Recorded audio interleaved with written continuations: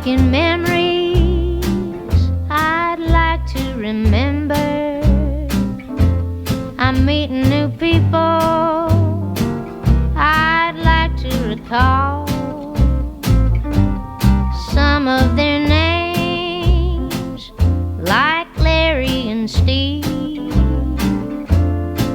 I'm making memories I'd like to keep. Well, hello, everyone. Welcome to the AFTM Online. The AFTM stands for Austin Friends of Traditional Music, and we're an organization here in Austin, Texas, that promotes all kinds of traditional music. Normally, we have a wonderful festival every October. Weren't able to do that last year because of the pandemic, but we're really hoping to do something this year that you're going to really enjoy. The dates are October 15 through 17. So at this point, I'll just say, save the date, because there will be an event out at Camp Ben McCullough, as there always has been, unless unforeseen situations arise. We really want to get together with everyone again and hope to do it this October. Well, my name's Gary Mortensen, and we've been interviewing and conversing with all kinds of people from the Austin traditional music scene.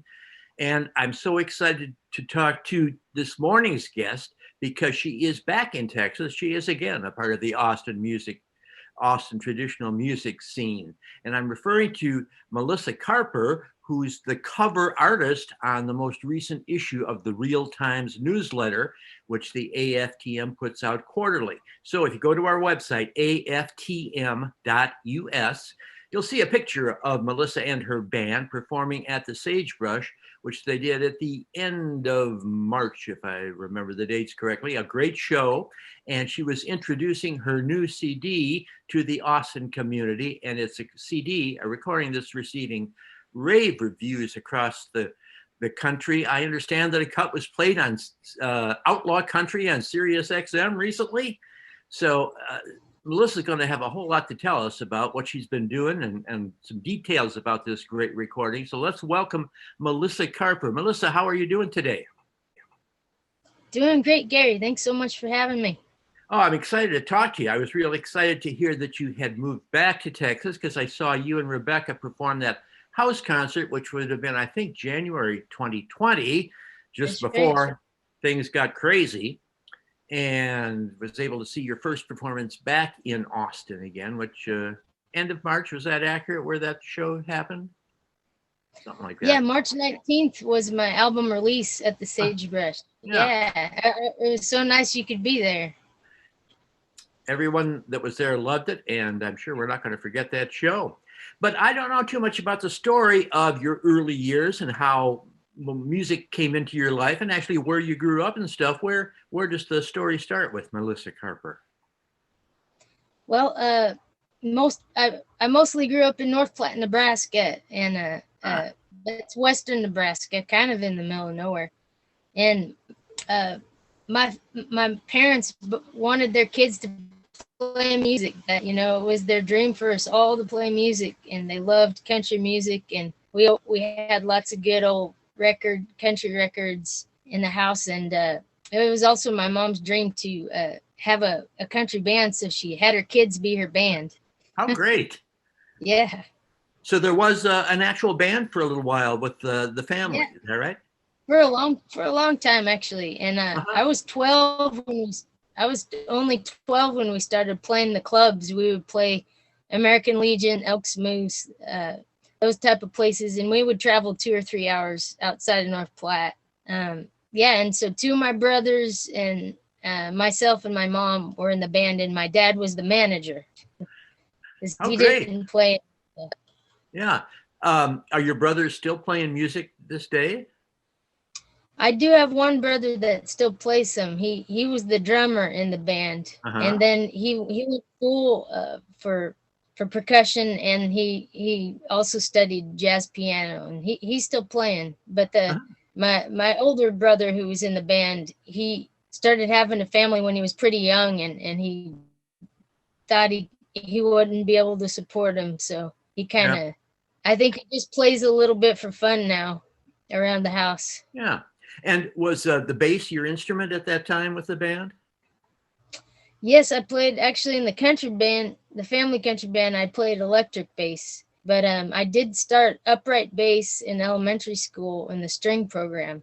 And Ah, just in fourth grade, actually, I started on a half-size bass. So that was instrumental for me for sure to get started that young on upright bass. And then I went on to go to study music performance at the University of Nebraska in Lincoln, and I did that for about 2.5 years. I majored in music, I dropped out after about 2.5 years because I knew I didn't want to pursue classical, and that's what the emphasis was.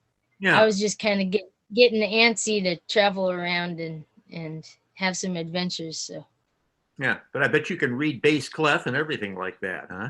yeah, I grew up reading all of the music, and I can do all that. And I don't know that I've ever talked to a bass player before that started as early as you, because fourth grade is, well, that's like when I started playing the clarinet as a kid, and bass players Right. usually don't till high school or something like that. So you've had a long history Yeah. with that instrument. Yeah, we didn't do a whole lot in elementary school, but it was a good start for sure to to get used to the instrument, and I always loved it. I remember I loved I think we'd get to go to orchestra class maybe twice a week or something, in our school. Uh-huh. And for those of you who have not heard Melissa play bass, Melissa is a great bass player. And I'm kind of a bass player groupie. I really love to listen to the bass player when I hear bands perform because it's the heartbeat of the music. And Melissa really kicks it along. I love to hear you play, Melissa. Thank you. Oh, and that's all aside from your singing and your songwriting. But anyway, you were at university in Lincoln and left when you wanted to get into various other kinds of music. What happened at that point?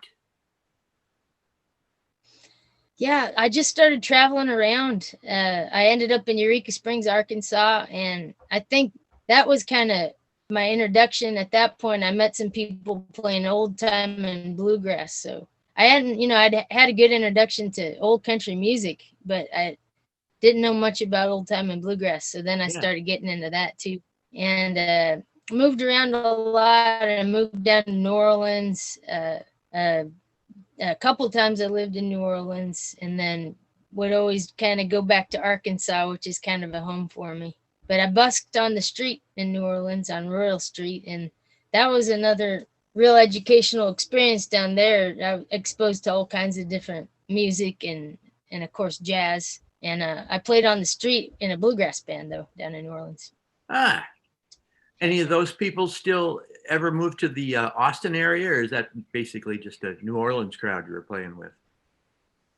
Some of those folks after Katrina moved up to Eureka Springs, Arkansas, I see. actually. Uh-huh. There's kind of a connection between New Orleans and Eureka Springs. And then I continued to play with some of those same people up in Eureka.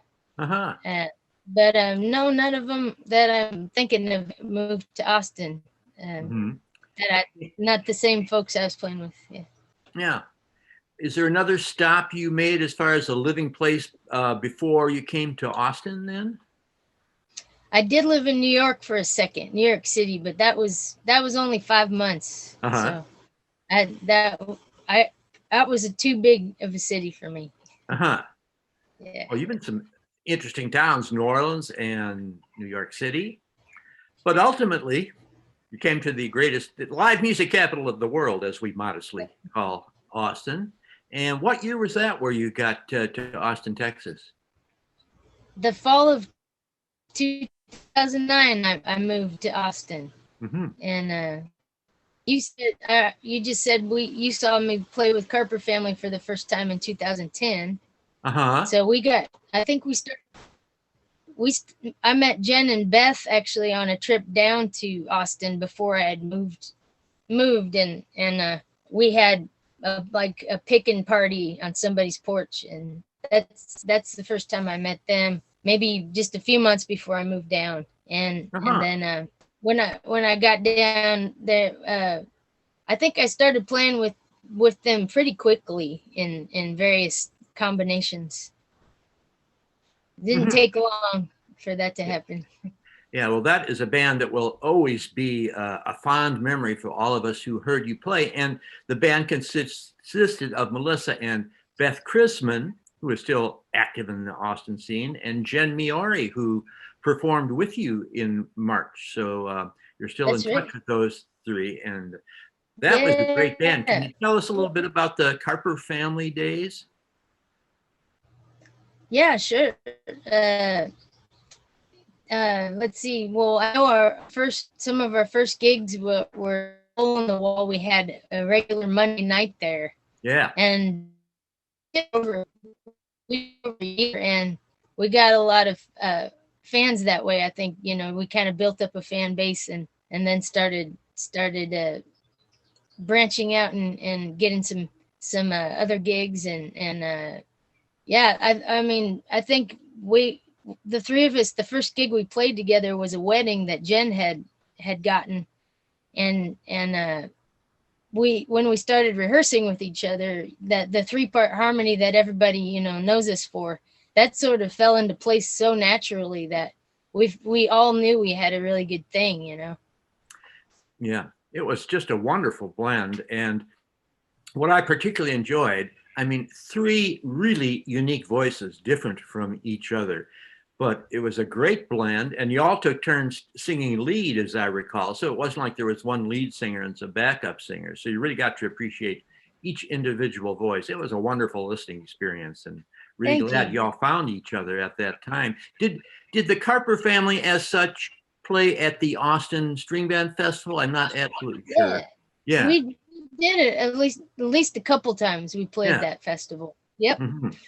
Well, as I mentioned earlier, we're hoping to get together again this year on some basis or another. So maybe we'll see you out there at that time. How many years did the Carper family exist? Of course, when you all lived in Texas. Yeah, we were going really strong for 5-6 years, and then when I moved away, and then Jen got married and started having kids, that we were playing maybe just once or twice a year. We'd get together, and we have some plans for shows this year. Nothing for solid on the books, but we'll be playing. Oh, great! Well, yeah, I will be there for sure, because I think one of your kind of reunion shows was at that beautiful library in Lockhart. Remember that event? Oh yeah, that was a great show, and yeah. Enthusiastic large audience showed up for that for sure. But then you did leave, as you say, and I don't think you went directly to Nashville when you moved out of Texas. Is that right? That's right. I went to Arkansas, back to Arkansas, which is kind of a home for me. So I had felt at the time, I felt like I didn't want city life anymore, and I wanted to go back to kind of a rural, less stressful lifestyle. And I went back to Arkansas. Rebecca moved with me too, back to Eureka Springs. And then after about 3 years of living there, we kind of felt like we needed a little bit more musically. So that's when we actually visited Nashville, and were really inspired by the music scene there. And then that's when we decided to move to Nashville. 2017, we moved to Nashville. Uh-huh. And did you know many musicians at the time that were already in Nashville? We did. That was the nice thing. Brendan Lee and Noel McKay had already moved there, and so that was nice. When we moved, we all started playing together again, because we'd played together in Austin quite a bit too. Mm-hmm. And Leo Rondu is there. He's still there. So and then I'm blanking on some other folks that moved there too. I'll think of it. But actually, a lot of Austin folks had moved to Nashville like just a year or two before we got there. Mm-hmm. Y'all can see my dog Georgia now in the background. That's Georgia. Hi, Georgia. I saw her. Is that correct? Female Georgia? Yeah, Georgia Pete. I saw that she wanted some screen time, and I can understand. A beautiful creature. Yeah, she's a good girl.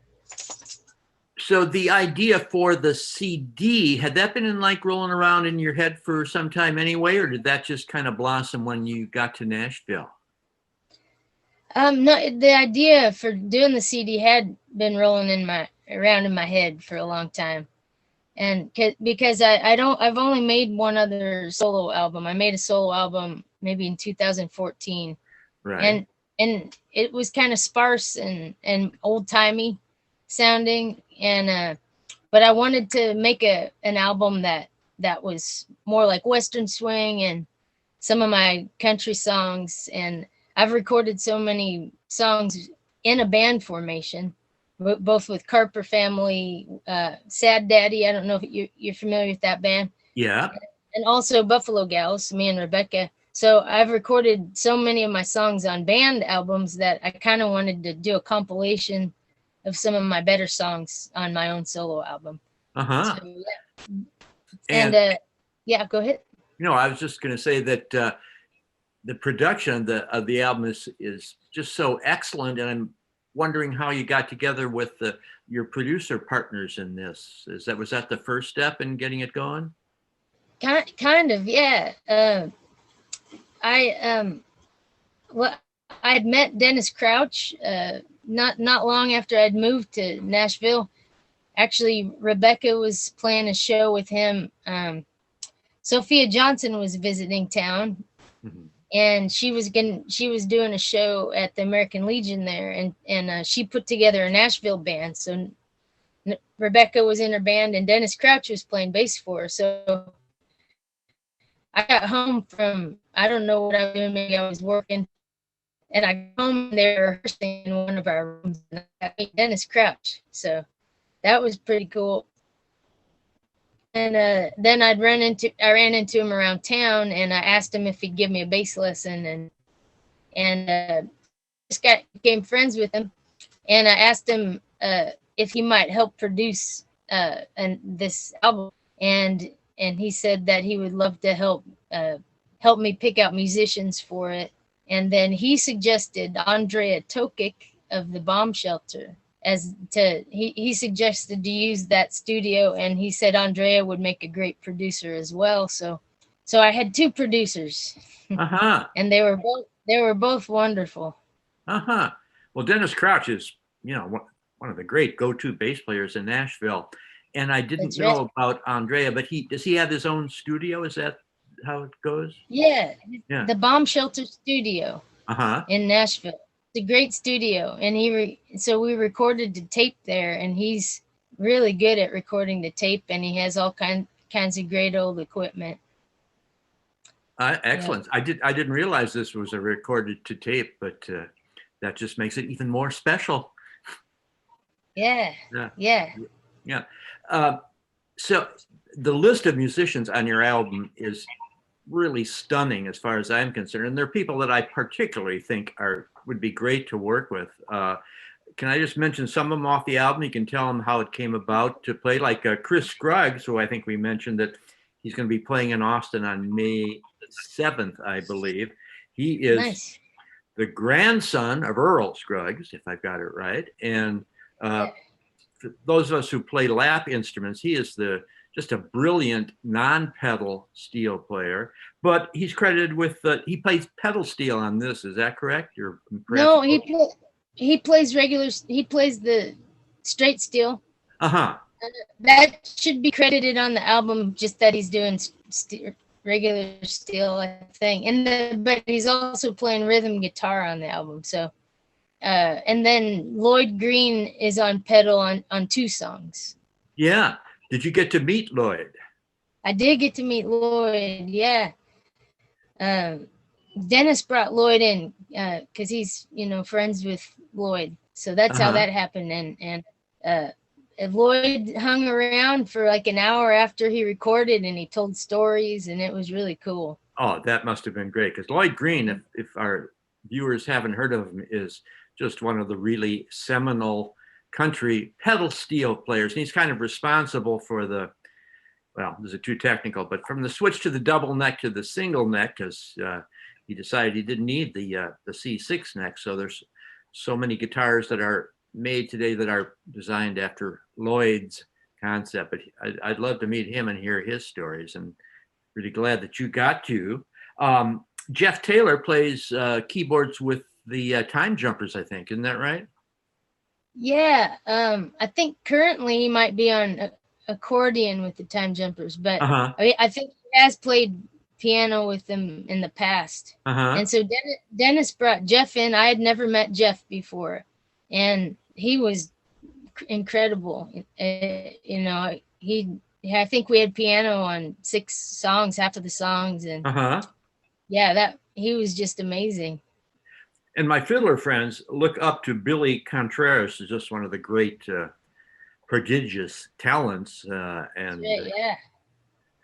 and he's So Billy came in and overdubbed those fiddle parts after the fact. A lot, like I was explaining to you earlier, that the main tracks we recorded in the same room all together. So I was singing lead vocal, and I played bass on just a few songs, and then Matty Meyer on drums, Dennis Crouch on upright, Chris Scruggs on rhythm, and then the songs that had piano, Jeff Taylor. We were all sitting in the same room. There were no baffles or anything between us, so we were just playing like a band would rehearse, together. And I think that is that the sound we got really, reflects that. We were just all playing in the same room. And then we overdubbed the steel and the harmonies and the fiddle and things after the fact. And so Billy came in, and that was pretty wild to be there when he was putting his fiddle tracks down, because I think he had four different fiddles, and he had names for all of them. And so each one had a little different tone, and he would stack them, and you can hear that on the album. You can hear that there's like 4 part going on at the same time, and a lot of those songs. That's a great story. Fiddler comes. Yeah. I always admire fiddlers because they got such a tiny instrument to carry around, but Billy carries 4 of them, huh? So that's. He brought in a bunch of fiddles. Yeah. Well, the result is just a great CD, and I'm so pleased to see how well it has been received and reviewed nationally. I've read some great interviews with you, and reviews of the CD have been, I think, uniformly positive. Can you direct our listeners to where they might read some of the stuff or some of the reviews that you've been particularly pleased with? Yeah.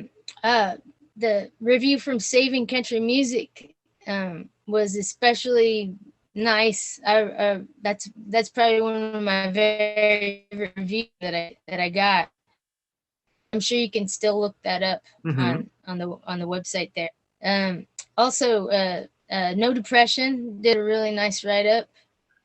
Wide Open Country also did, and the Austin Chronicle as well. I think actually the day of my release, they had a nice write-up in the paper. And then I kind of a biggie was NPR picked it for New Music Fridays. So it was all songs considered, and I think you can still listen to that too if you go back into March. It is that actually came out the day of my release too, March 19th. They play little excerpts from Making Memories, the song Making Memories, and they talk about it. So that was pretty cool to get on that. And they had Loretta Lynn's new album is out at the same time as mine, so they talked about Loretta Lynn, and then they talked about me, so that was pretty cool. That is very cool. Well, I hope No Depression decides to write an article about you for their print edition, because I get that. It's a quarterly, a nice thick thing, and I think you and your album would be a perfect topic for them. Hope they follow through with that. And, there are a lot of really fun YouTube videos that you have produced over the years, I guess. And I suppose if they just go into YouTube and Google Melissa Carper, they'll get connected with those? Yeah, I think that mostly that would come up if you just put in Melissa Carper. I know I'm on a few different channels. I have a friend of mine taking some live videos now at the shows. He videoed a bunch from the Sagebrush. So if folks wanted to see anything from that show, they could, type in Sagebrush as well. Yeah. As my name. Are there any Austin area performances firmly scheduled at this point? For myself? Yeah. Yeah. I have well, this weekend, I don't know how soon this is coming out, but May 1st, I'll be playing at Treaty Oak Distilling out at Dripping Springs. Yeah. And I'll have Emily Gimbel on piano again with me. She was at the release, and Rebecca Paddock on fiddle. So I'll have a trio for that. And then same trio, we'll be doing Long Play East, which is the old Stay Gold. And we'll be doing that May 28th. Beth Chrisman will be opening for that show with Willie Carlisle. And so that'll be a fun one. That's May 28th. And let's see. The Buffalo Gals band have a regular Sunday night at Sagebrush, 7 to 9 every Sunday. Ah. That's a regular deal. Yeah, and I saw there is a melissacarper.com, is it a website? Yeah, that's right. So I try to get all my shows up on that, so you can find out where I'm playing from that website. Yeah. Well, when you played at Sagebrush, I thought for one thing, Rebecca's fiddling was really solid. I was really knocked out by her playing, and I'm an enormous fan of Emily Gimbel as well. So the three of you performing together is it's a real happening, that's for sure. So yeah, it's pretty exciting. Yeah, I was so glad Jen could be at the release too. That was so nice to have her on guitar and singing. Yeah, and then we had Jen's getting out a little bit too. I think she sang at Joe's recently. She's doing her Joe's Coffee Sunday again, and I think the Corn Ponies, her band is doing Sagebrush every now and then too. Mm-hmm. So the music scene is coming back to life in Austin, I'm happy to say, slowly but surely. And I'm so glad that you're back in town. And an interesting thing about your return to Texas is your, I don't know if you want to call it a day job, but you're working with an organic farm. Is that accurate? That's right. Yeah. So me and Rebecca are living on a farm that's close to Bastrop, and we do work trade to stay here. So yeah, it is definitely my day job. I work 4 mornings a week on the farm, and I get all the organic veggies I want too. That's pretty nice. Yeah, it's great being out here because as I said earlier, like I'm a little burnout living in cities. That's not really what I prefer, but I end up doing that for music, Mm-hmm. So this is kind of a nice combination of both because we're just 40 minutes from town, so we can get to town pretty fast and still play gigs. And there's a lot of outdoor venues that are happening too in this area, and then also, in the Dripping Springs area. So we've been doing a lot of that as well. Yeah. Well, if you ever play in the Bastrop general area, I live out in this area too, so I will definitely be on hand. Okay, we got a gig coming up at the Storehouse. It's a new restaurant on Main Street in Bastrop. I think sometime in May. I don't remember the exact date, but I'll try to let you know. Okay, I'll be there for sure. And is your website, melissacarper.com, is that a good way to get connected so that a person could purchase the CD? Is there a link there or something like that? There are links. Yeah, links to buy it from my Bandcamp, and then links to buy it in other ways digitally. That on the very front homepage, you can click a link and it'll take you to all the various ways of purchasing the album. So. Yeah, and I bet it is available for purchase at your performances. I'll just bet. It is. And I unfortunately don't have my vinyl yet, which is getting really frustrating. I was supposed to have it in February originally, so it's had several delays, and supposedly now I'll have it in a couple weeks. I'll make an announcement when I have that for sale. How cool. So it's recorded to tape and available in vinyl soon. So this is a nice traditional recording. Yeah. That's exciting. And This is what the fine recording looks like. Daddy's Country Gold is the name of it. And everybody who has heard it is very enthused about it, just like I am. And I'm so grateful you found time to work with us. Are you going to be out talking to the vegetables here in a few minutes, do you expect? Or is this morning morning off?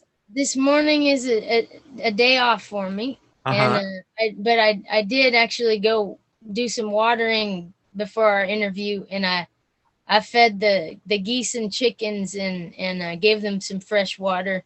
We have little baby geese. We have gosling too on the farm, so I've been helping take care of them. They're pretty sweet. Yeah. Are there any goats, may I ask?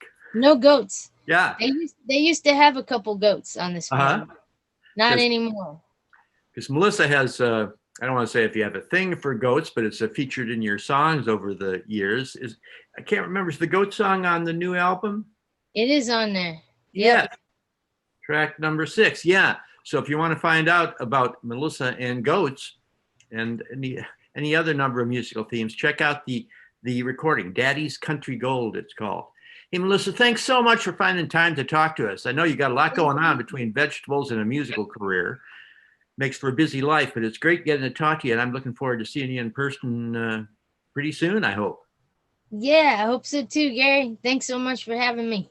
And thanks to everybody who's tuned in to watch us this morning. We've been talking with Melissa Carper, and this has been AFTM Online. My name's Gary Mortensen, and thanks again for tuning in. Hey, babe, would you like to get some goats with me? Start a little farm, no need for alarm.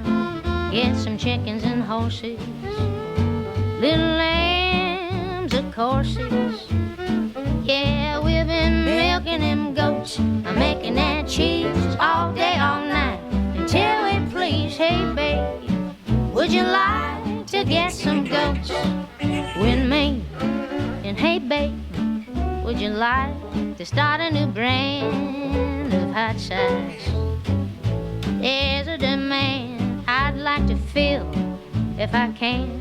We'll let our peppers grow so nice and slow, and we'll be firing it up so damn hot till we hit that chilly spot. Hey, babe, would you like to start a new brand of hot sauce?